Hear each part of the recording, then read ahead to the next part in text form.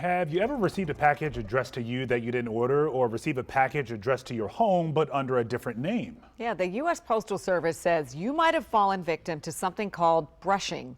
John Duran is following this tonight. John, most of the time brushing is not harmful to the person receiving the package, but sometimes it is.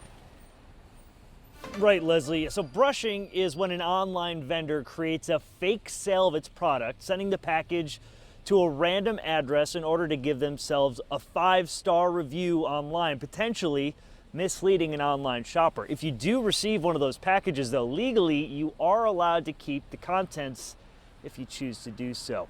Jim Trainum believes his home in Southeast DC was targeted by the brushing scam. He says a few days ago he received an unmarked package with a fraudulent return address filled with 6 bottles of a health supplement he never ordered.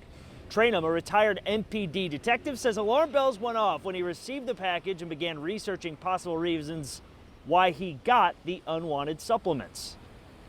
When you start looking at it, when you start to run the address through Google, of course, and it's not really going to any business or anything, when you don't feel what you would normally expect to feel, like documentation inside, or at least return address stuff inside, things like that, it does. And so that's why I started reaching out to the post office and trying to find out what to do about it.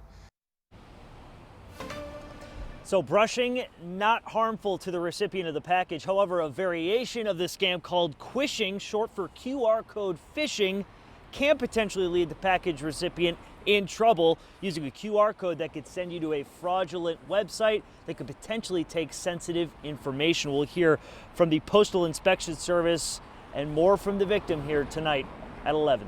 Leslie, Lorenzo. Some people clearly have way too much time on their hands. Brushing and quishing. Quishing. Okay. It's enough. It's enough. Wow. Thank you, John.